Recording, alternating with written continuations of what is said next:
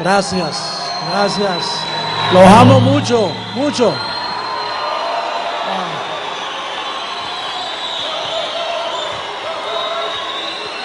Pueden tomar asiento, por favor, ¿sí? Gracias.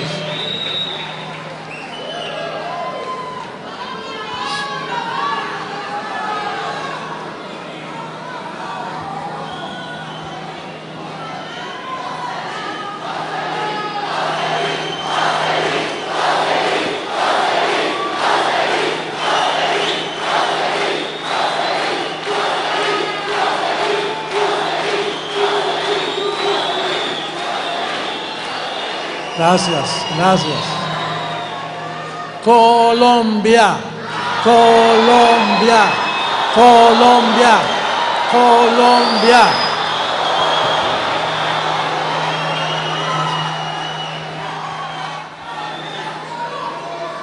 Gracias.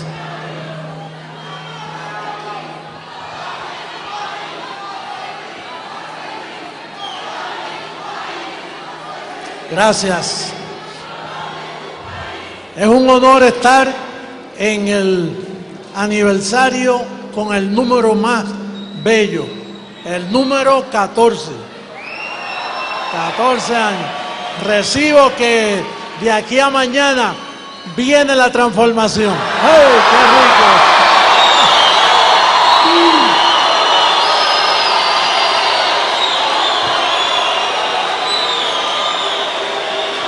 Gracias.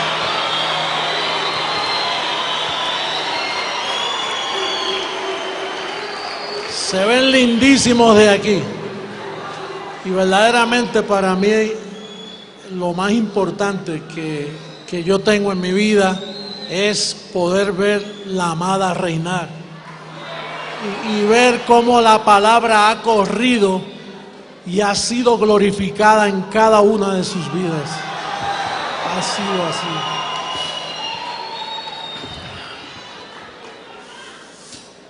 Pueden sentarse, por favor, ¿sí? Gracias.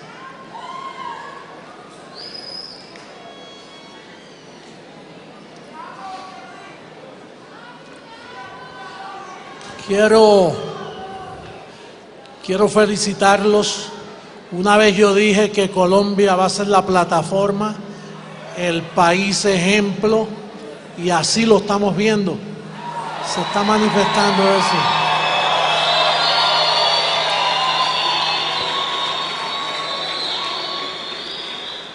Quiero felicitar de todo corazón al obispo Martín, Angelita, su familia. Ha hecho una labor maravillosa. Todo esto. ¡Qué honra! Gracias, Martín. Gracias. No sé cómo lo hace, pero lo haces. Gracias. También quiero enviarle un saludo a nuestro bendecido y querido obispo Carlos Estero, que yo sé que él está viendo. Y me imagino que está un poco triste por no estar aquí.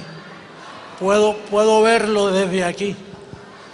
Pero bueno, ya en otra ocasión lo podrán ver. Doy gracias a todos los que tomaron el tiempo para venir hasta acá, que invirtieron de su tiempo.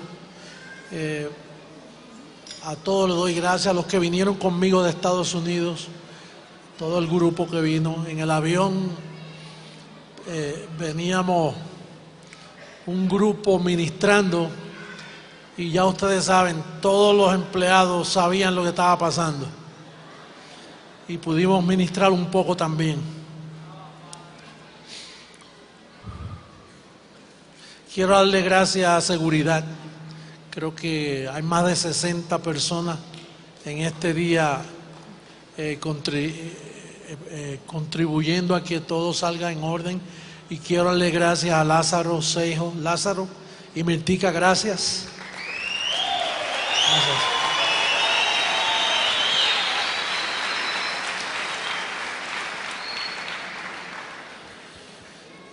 Quiero dar gracias también por mi hija Joan. Yo le he visto padeciendo en estos últimos meses y recibo que ella puede seguir adelante con ese departamento tan delicado.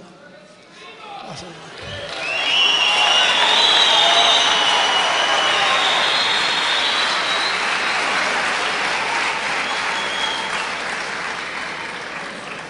Gracias Rafael, Álvaro, Otto, todos los que vinieron en ese vuelo conmigo, a todos ustedes. También, como ustedes ya vieron, está conmigo mi amada Liz, que ya la conocieron y se ha sentido muy amada por ustedes. Gracias.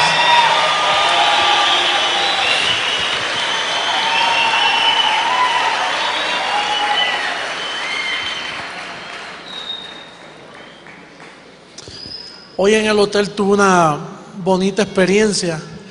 Entró un joven a colocarnos el servicio de internet, pero yo tenía una gorrita y estaba en pijama y como que no. Y entonces cuando él terminó, yo le di un tratadito que tiene la foto mía, pero que él no la podía identificar todavía. Y entonces le di una propina y un tratado. Entonces él me dice, oye, yo he oído de eso, yo he oído bastante. Y dije, pues me alegro. De hecho, yo tengo un amigo que ha dado un clase de cambio desde que empezó a escuchar a ese señor. Y entonces yo le dije, no, y debes escucharlo tú también. Y entonces pues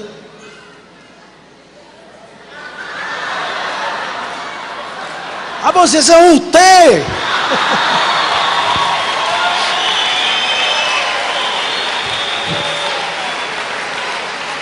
Y él no encontraba cómo, si besarme, abrazarme, se confundió completo. Increíble. Quiero darle un saludo muy especial aquí, que José Enrique, me siento orgulloso de ti.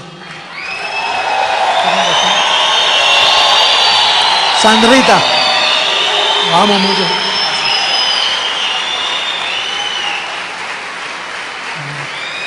¿Quién está ahí? ¿Tu papá? ¡Ay, qué lindo, qué bello! Gracias, gracias. Ramiro, qué bien. Qué bien. Bueno, yo quería compartir con ustedes. Ustedes saben lo delicado que es hablarle a la amada.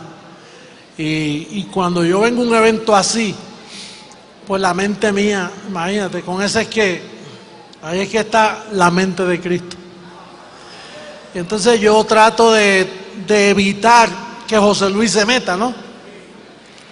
Aunque José Luis y ella están unidos, pero yo entiendo que José Luis es carnal y entonces tengo que tener un cuidado tremendo. Y yo he venido buscando qué compartir con ustedes para este día. Y ayer en la mañana se me vino un verso de la Biblia y se me vino bien claro como a las 5 o 6 de la mañana. Entonces entendí que su papá y mi papá, que mora en mí, quería que hablásemos de eso. Y cuando yo estuve en Brasil, que fue una gloria lindísima, la amada allá, fue un impacto en la forma que Brasil ha recibido esta palabra, y el amor que me dieron fue tan tremendo. El obispo Pedro está aquí, que me siento tan orgulloso de lo fiel que él ha sido a esta palabra. Sí.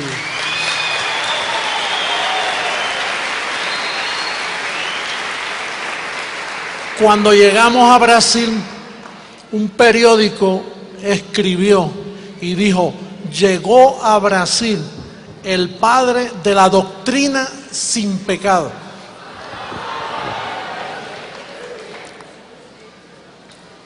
Usted sabe que Jesús en los días de su carne, él dijo: a nadie llaméis padre. Era prohibido llamarle padre, a nadie. A Pablo Pablo, él se llamó él mismo, yo os engendré, pero fue por poco tiempo. Pero luego los curas que se le llaman y que padre, y Jesús dijo a nadie, porque solo el que predica la incircuncisión, usted puede llamarle padre.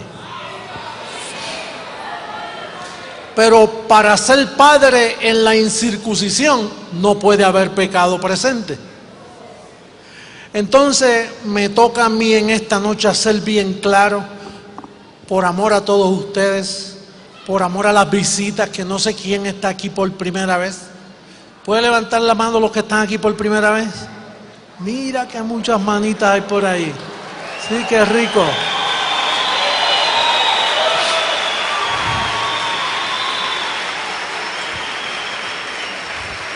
Esos son los próximos que se van a montar en el barco. Pues por amor a ellos y por amor a los que nos ven por el internet, por amor a los que se oponen a nosotros, vamos a probarle bíblicamente que ellos deben entender que nuestro ministerio es un ministerio cristiano de pies a cabeza. Puro cristiano. El 666, ellos no lo entienden, y lo identifican con el diablo y han sido engañados. Y te toca a ti y a mi iglesia, cuando ven ese precioso número profetizado, que dijo que llevaría la amada, la llevaría en su brazo.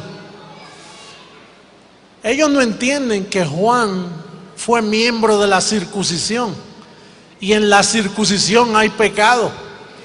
Por lo tanto, él de momento vio una bestia, luego la vio a favor, luego la vio en contra, luego dijo que los de la bestia iban para el lago de fuego. El hombre era un mar de confusión, y por eso no entendió ese número. Pero el 666, que con honor lo defendemos, yo lo llevo marcado en mis brazos y marcado por todas partes. Ese es el número de mi nombre. Mire, como para mí el 14 es un número bonito, porque son las 14 cartas las que edifican la iglesia. Pues ese es el nombre de José Luis de Jesús, 666. Ese es mi número.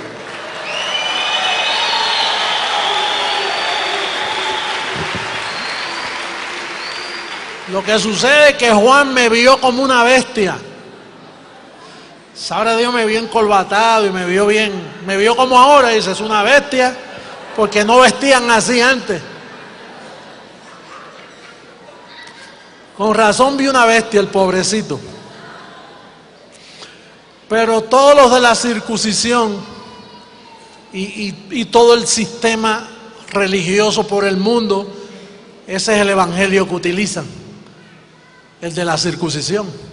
Por lo tanto, ellos no entienden. Por eso es que no te entienden a ti.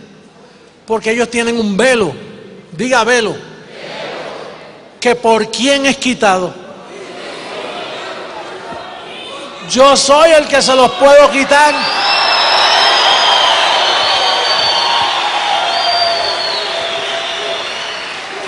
Y yo se los quito a través de ti. Porque tú me ayudas a arrancar esos velos, ¿sí? ¿Cuántos me han ayudado a mí a sacar un velo? Pues yo quisiera comenzar con el verso que papá me dio como a las 5 de la mañana. Romanos capítulo 8, verso 1 al 3. Vamos a leer eso detenidamente.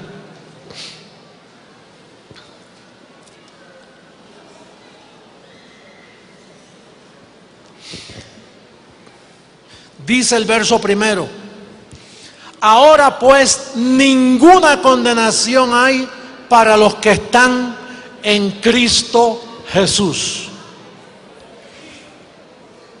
En Jesucristo hombre. Los que no andan conforme a la carne, porque carne representa la circuncisión. Entonces, como representa la circuncisión, ellos en la carne aunque están en Cristo, ven pecado, piensan que se pueden perder. O sea, si usted anda conforme a la circuncisión, pues para usted hay condenación. Ahora, si no conforme al Espíritu, los que andan conforme al Espíritu, no hay condenación para ellos, porque ellos en el Espíritu no pueden ver la libertad gloriosa en que están ellos posicionados. Verso 2. Porque la ley del Espíritu de vida en Cristo Jesús, no que te va a librar, me ha librado de la ley del pecado y de la muerte. Yo no entiendo cómo este sistema puede persistir, que hay pecado y tratan a los miembros como pecadores. Entonces, ¿qué hizo la ley del Espíritu de vida? No hizo nada. Cuando usted va a la misa el domingo a celebrar una ceremonia de pecado, ¿saben ellos que la ley del Espíritu de vida ya te libró de la ley del pecado y de la muerte? Si lo supieran, no celebran la misa. Si el pastor evangélico, pentecostal, carismático supiera ese verso, aunque sea ese, que ya la ley del pecado, el creyente fue librado de ella, no te invita a pasar al frente a arrepentirte, porque entonces ¿qué hizo la ley del Espíritu de vida? Entonces no hizo nada. Eso es una ley poderosa, esa es la ley. Ese no es un movimiento del Espíritu, no, esa es la ley del Espíritu de vida. Ahí estaba Dios envuelto completamente, dio su vida para librar a sus bendecidos, a sus escogidos de esa ley de pecado y de la muerte. ¿Qué hizo Cristo en la cruz? ¿Qué hizo Jesús de Nazaret cuando murió? Quitó el pecado. Ahora Pablo más tarde explica que la ley del Espíritu de vida lo que hizo fue eso, que te libró de la ley del pecado y de la muerte.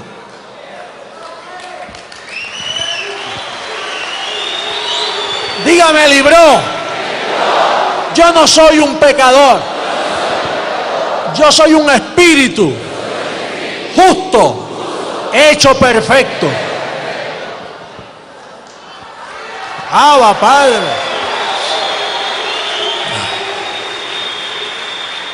Mira lo que dice el verso 3. Porque lo que era imposible para la ley, la circuncisión, para Moisés, para los mandamientos, para las obras, lo que era imposible para la ley, por cuanto era débil por la carne, Dios enviando a su Hijo en semejanza de carne de pecado. Y cuando dice Dios enviando, recuerden que ahí está el misterio escondido. ¿En quién? ¿En quién? No en quiénes, porque es uno solo. Dios enviando a su Hijo en semejanza de carne de pecado, y a causa del pecado, ¿qué hizo?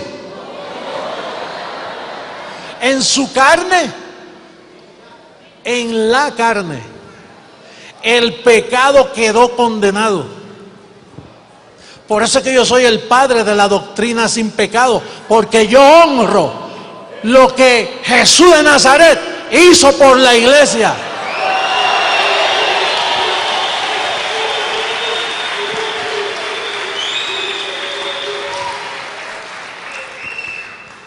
El Papa no conoce esta teología.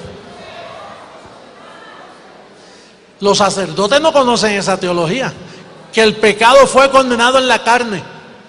Dígale, carne mía, el pecado fue condenado en ti. No me puedes hacer daño. Estoy vacunado con la mejor vacuna, con la vacuna de la ley del Espíritu de vida. No puede el pecado El pecado quedó muerto, condenado. Una persona que está condenada, si le dan una perpetua, él, aunque esté vivo, es ineficiente porque está condenado. Cuando a un líder que mueve una revolución lo meten preso y le dan una condena larga, aunque respire, aunque escriba, mientras ese líder está detrás de las rejas, está condenado, no puede hacer nada. Así está el pecado, que a veces tú sientes y ves la debilidad en tu cuerpo. Por eso es que ellos, el sistema que tiene el velo, cuando ven las tentaciones, le creen a la mentira y no le creen a la verdad bíblica. Por eso cuando nosotros decimos a la prensa, no, el pecado fue quitado, dice, ¿cómo? Porque ellos usan lógica humana para entender esa verdad. Es como las vacunas y los gérmenes y las epidemias. Las epidemias están presentes, pero como su niño fue vacunado, la epidemia le pasa por encima a su niño así, y tiene la vacuna, no le puede hacer daño. Por eso usted se esmera tanto que su niño tenga todas las vacunas. ¿Para qué? Para que cuando venga el ángel de la muerte sobre él, ya está vacunado, no puede hacerle daño. Y así le pasa al pecado, quedó condenado porque tú tienes la mejor vacuna. Estás libre de pecado. La iglesia, la amada, no es pecadora.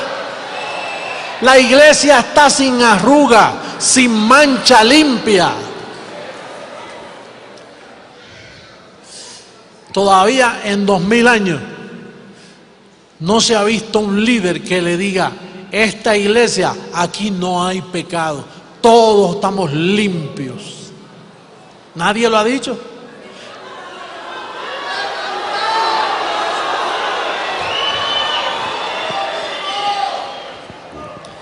El pecado quedó condenado. Roma no ha entendido eso.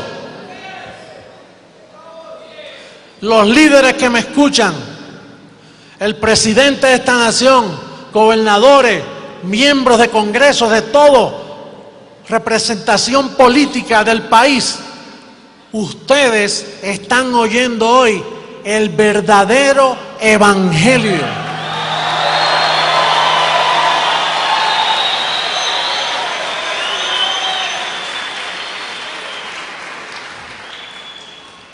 Ese verso nunca ha sido explicado por la religión. Lo leen, pero el velo no les deja ver que ya ellos están libres de pecado. ¿Qué hizo? Te libró, dígame, libró. No es que te va a librar, es que te libró. Presente, ya la iglesia está libre de pecado. No hay pecado en la iglesia. No hay un pecador en la iglesia. No se puede hacer un llamamiento a qué. Los líderes que nos escuchan por telegracia, si pudieran entender ese verso, jamás se atreven a decir, habrá aquí una vida, se halla aquí una vida en pecado que quiera pasar a confesar. Porque el pecado fue extirpado, fue llevado hace 2000 años. La iglesia ha estado en apostasía. Mira lo que dice en segunda carta a Tesalonicenses, capítulo 2, y el verso 3.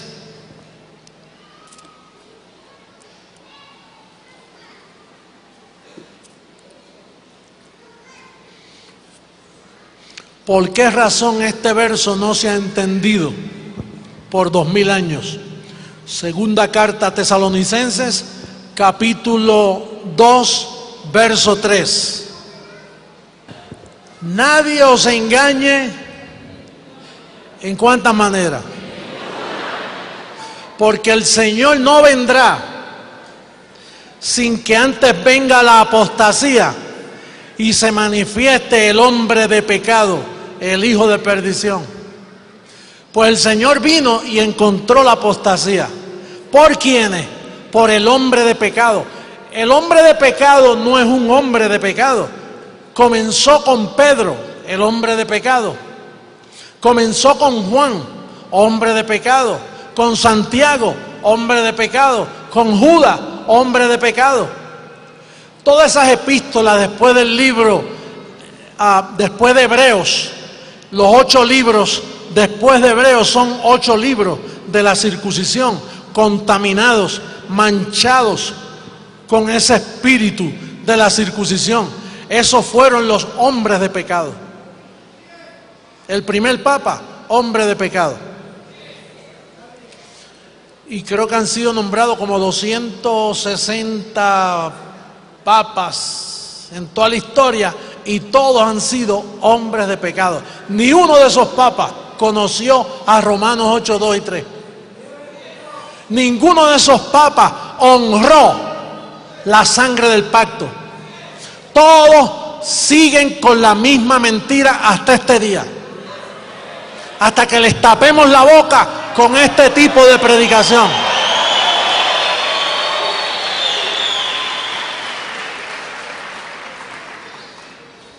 Mira lo que dijo Juan. Juan capítulo 1, verso 8. Primera carta de Juan capítulo 1, verso 8. Mira quién era este líder que se recostaba de los brazos o del pecho del maestro y que le llaman el apóstol del amor. Le llaman el apóstol del amor y no sabe lo que hizo el que estaba al lado por los pecados de la iglesia. Si decimos que no tenemos pecado, ¿cómo es?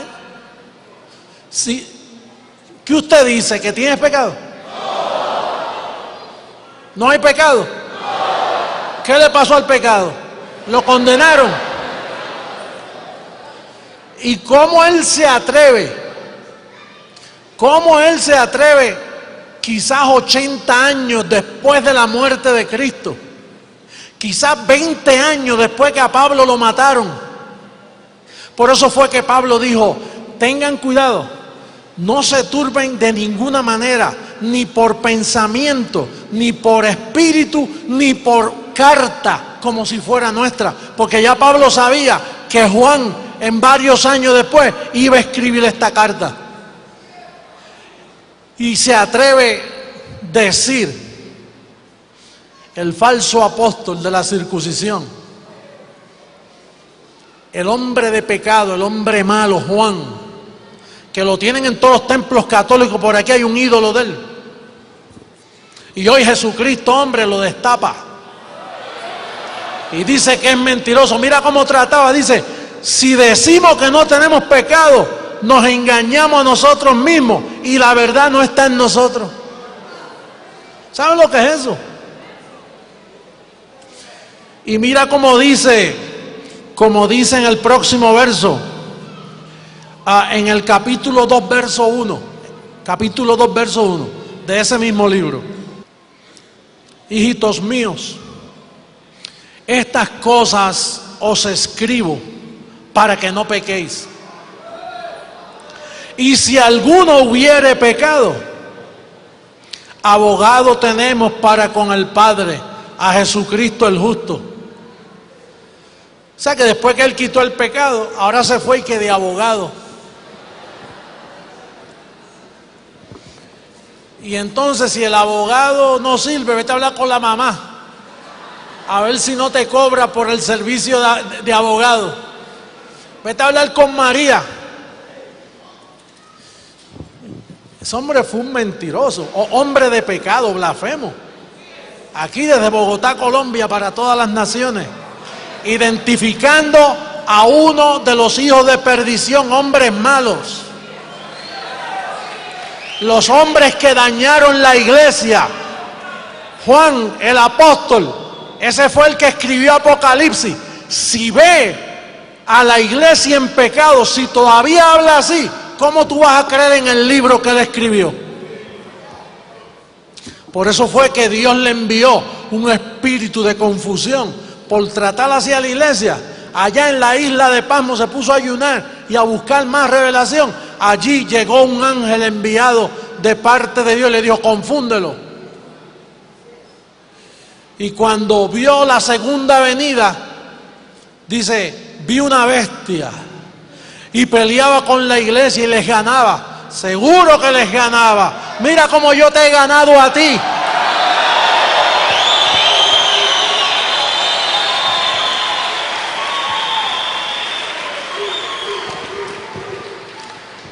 Un hombre muy malo, diga hombre malo.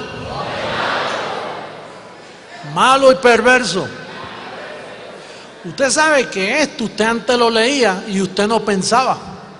Porque con el velo, al contrario, usted decía: ¿te das cuenta? Si alguno ha pecado, hay que ir donde el abogado. Y entonces pues mezclábamos, porque se nos enseñó que todos los libros del Nuevo Testamento iban juntos. Y al estar todos juntos, pues todos eran iguales. Y se nos enseñó que Pablo y los apóstoles pues eran amiguitos. Amiguitos. La lucha que sostenía Pablo con estos falsos apóstoles, obreros fraudulentos, que se disfrazan como obreros de Cristo, pero son lobos rapaces, ministros de Satanás. Si tú te llamas apóstol y te atreves a decir si alguno ha pecado en este pacto, entonces estás teniendo la sangre del pacto por inmunda. Estás teniendo la sangre de Jesucristo como una sangre de cualquiera. Mira, fíjate lo que le tuvo que decir Pablo a Pedro. En Gálatas capítulo 2, verso 14. Mira lo que le tuvo que decir. Capítulo 2, verso 14. Pero cuando vi que no andaban rectamente conforme a la verdad del Evangelio, dije a Pedro delante de todos: si tú, siendo judío, vives como los gentiles y no como judíos, ¿por qué obligas a los gentiles a judaizar? Nosotros, judíos de nacimiento y no pecadores de entre los gentiles, sabiendo que el hombre no es justificado por las obras de la ley, sino por la fe de Jesucristo. Nosotros también hemos creído en Jesucristo para ser justificados por la fe de Jesucristo y no por las obras de la ley, por cuanto por las obras de la ley nadie será justificado. Y si buscando ser justificados en Cristo, también nosotros somos hallados pecadores, ¿es por eso Cristo ministro de pecado? En ninguna manera. Tuvo que reprender a Pedro, porque al Pedro judaizar los colocaba bajo pecado a la iglesia. Y tuvo que reprenderlo: Pedro, tú estás de condenar. Estás de condenar. Estás mintiendo. No estás en línea con la palabra del pacto. Pedro presentaba a la iglesia en pecado. El primer papa. Hoy estaba leyendo yo unos informes de un papa que después que dejó de ser papa descubrieron que había violado a 200 mujeres.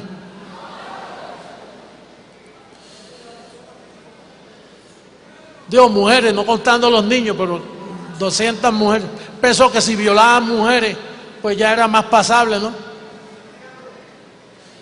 Y leí también la historia de uno de esos 200 y pico de papas que cuando cesó su trabajo papal iba caminando por Roma y vino un hombre y le metió 7 puñaladas en la espalda y lo mató.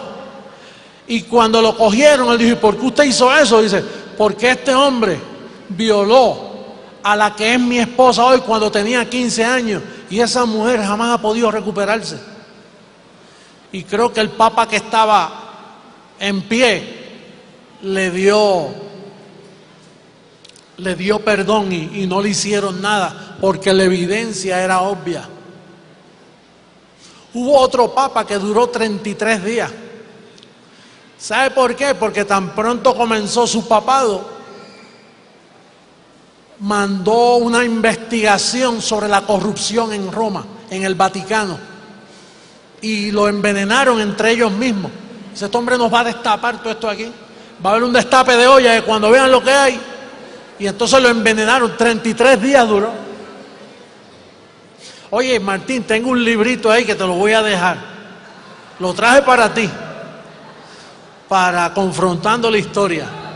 Habla de la vida de todos los papas, de la corrupción de Roma, de la mentira. Ese sistema se ha salido con la suya por causa de que al matar a Pablo en Roma, Pablo no pudo llegar a España. Y entonces llegaron los discípulos del papado de Pedro, y de ahí de España, a través de la reina Isabel y Cristóbal Colón, pues enviaron esos abusadores para todos nuestros países y nos envenenaron haciéndonos pensar que éramos pecadores. No explicaron a Romanos 8:2. No, ellos no dijeron, mi hijo, el pecado fue condenado en la carne, no te tienes que confesar. No, tú eres un pecador, rézate varias Ave María y varios Padres Nuestros. Con esos engaños se han mantenido por tantos años, no puede ser. Hay que cerrarle todas esas iglesias, deben irse.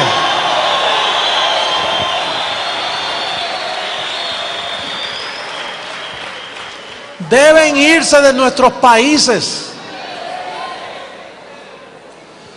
Yo recibo mi transformación, a ver si los meto presos a todos.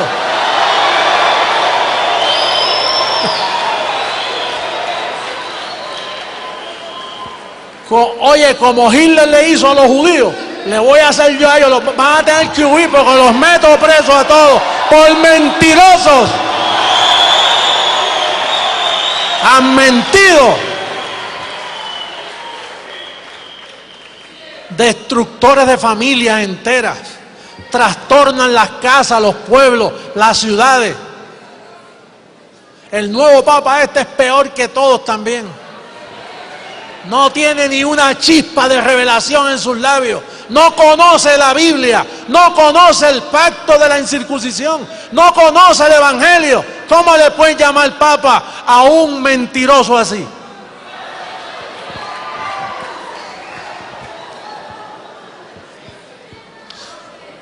Que se preparen. Que vayan botando las cotonas esas, porque le vamos a montar una guerra de conocimiento. Y después van a venir, mira, prepárate. Mañana yo tengo un tema que te va a decir, yo debo prepararme, mujer, hombre, joven, anciano, porque van a venir en tus barrios, en tus ciudades, van a venir montones. Explíqueme, por favor. Explíqueme. Por montones. Miles van a venir. Pronto se acerca esa hora.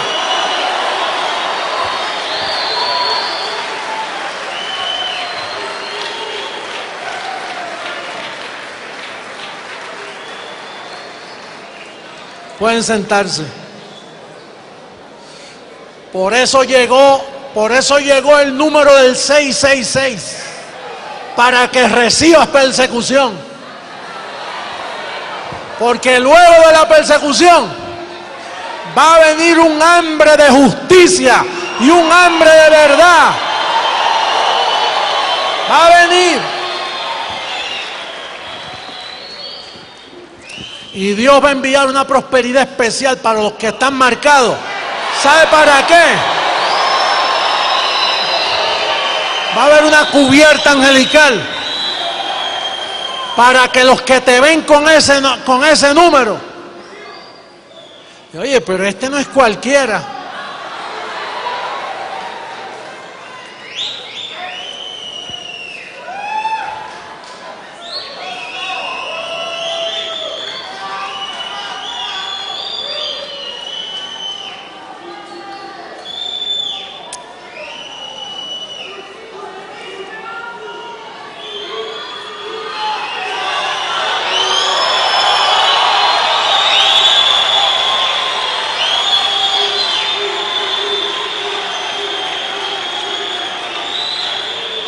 Vamos a ver. Vamos a ver la segunda carta a los Corintios, capítulo 5, verso 14.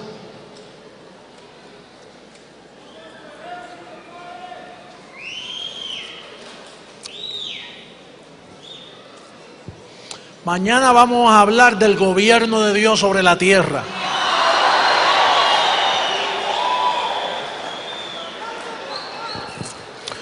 Porque el amor de Cristo nos constriñe pensando esto. Diga pensando. Diga yo pienso porque con la mente yo le sirvo a Dios. Entonces lo mejor que puedo hacer es pensar. Nosotros siempre nos pasamos pensando, ¿verdad que sí? Oye, que muchos nosotros pensamos. Yo creo que en su casa la gente, mira, oye, ¿qué estaba pensando en esto? Te activaron la mente. Antes no pensaba. Antes siempre estabas hablando, ahora estás pensando. Pensando esto. Que si uno murió por todos, ¿quién murió por todos?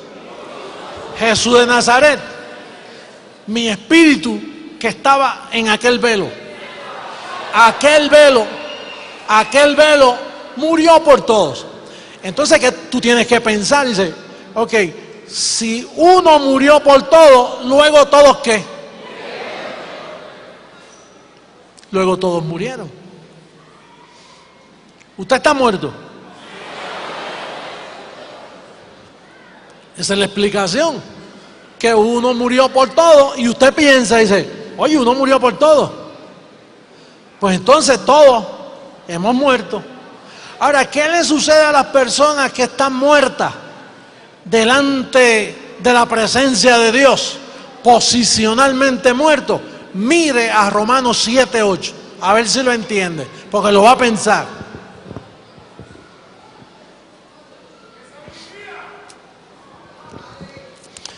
Más el pecado, tomando ocasión por el mandamiento, produjo en mí toda codicia. Porque sin la ley, el pecado está ¿qué? Pues si usted es un muerto, el pecado está muerto, ¿cómo te va a agarrar a ti si estás muerto? Y mira lo que dice ahí mismo en Romanos 6:7.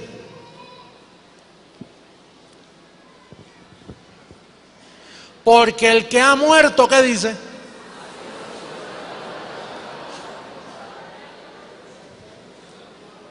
¿Cómo es?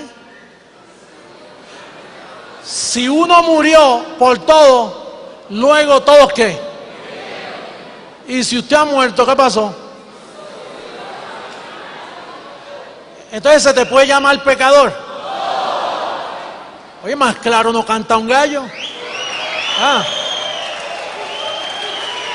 Si tú te dejas llamar pecador, tú que me estás viendo por el internet, oye, la verdad que tú das pena, tú eres un mal negociante.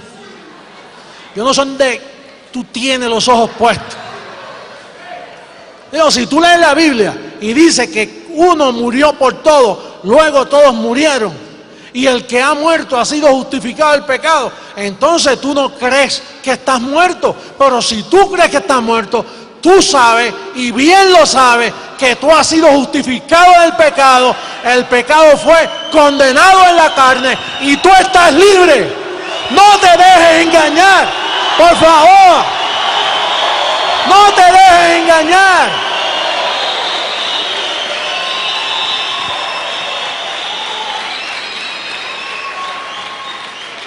Roma le mintió al mundo.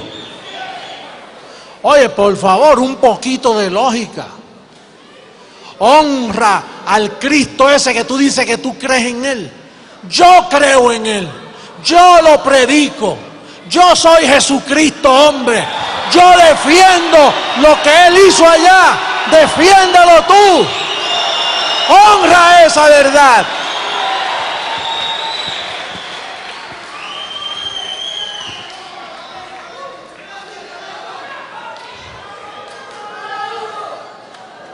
Oye, en Miami hay un dicho. En Miami hay un dicho que le dice, oye chico, no seas caripelado.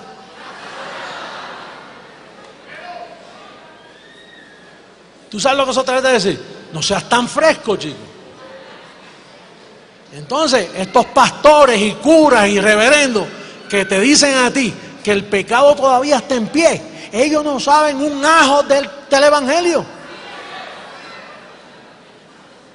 No saben lo que tienen entre manos. Siempre me acuerdo de aquella visión que tuve, que me llevaron a una reunión con el Papa, y entonces en esa revelación pues yo acepté hablar con él. Y entonces cuando yo me senté a hablar, le dije, sepa que yo todo lo que le voy a hablar se lo tengo que probar aquí. Y me cogió la Biblia y me dice, dame, eso no sirve, vamos a hablar tú y yo. Así están todos. La Biblia la tienen cogiendo polvo, la tienen en el piso, no saben, no entienden. Hay que hacer algo, pueblo, hay que hacer algo. Hay que destaparle a los presidentes y a los líderes que esos son falsos, son enemigos de sus hijos, son enemigos de la economía del país, son enemigos políticos, son enemigos de todo. Mira, ahora mismo ellos me han trancado la entrada a El Salvador. No es el presidente, es el de la Cotona que está al lado, el monseñor, que dice, no deje ese hombre venir, que cuando abre la Biblia nos deja desnudos.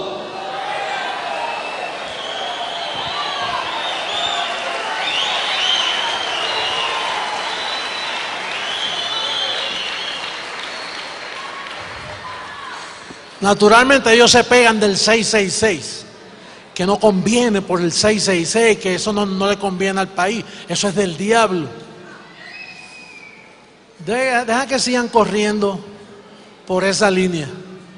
Y cerraron a Guate, cerraron Honduras, cerraron a Nicaragua, ahora a Costa Rica, que es un país, porque yo pensaba que respetaban lo que han escrito. Y ahora dice, bueno, puede entrar como turista, pero no para predicar. Puede entrar si recibe un permiso religioso para tener una actividad. ¿Quién me lo va a dar?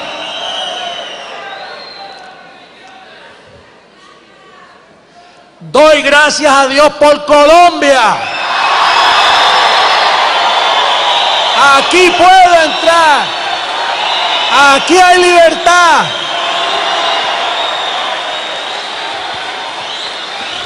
Por la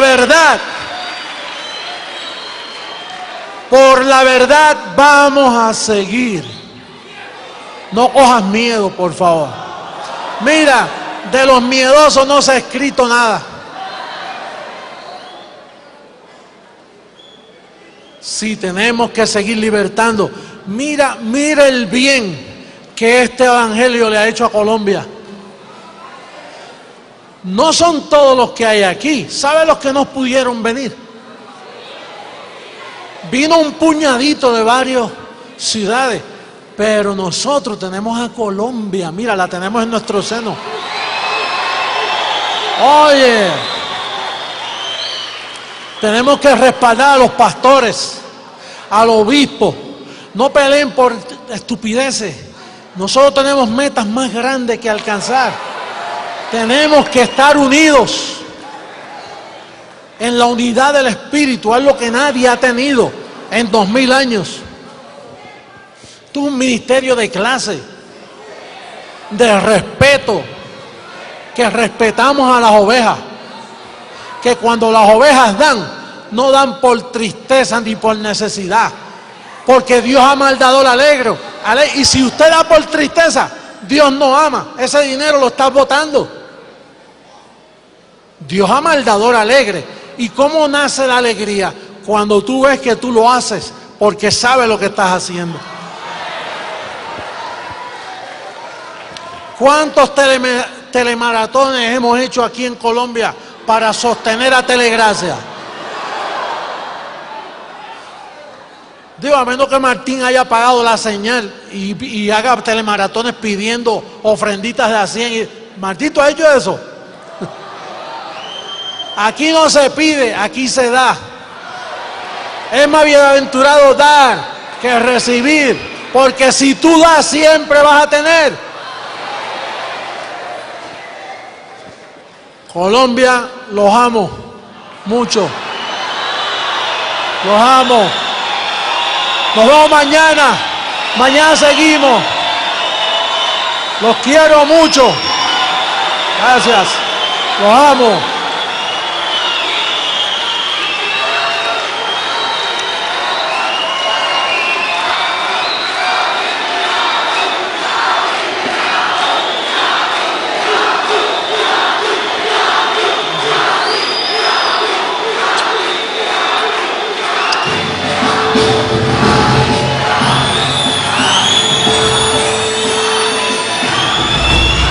Los músicos, Martín Guío, el obispo.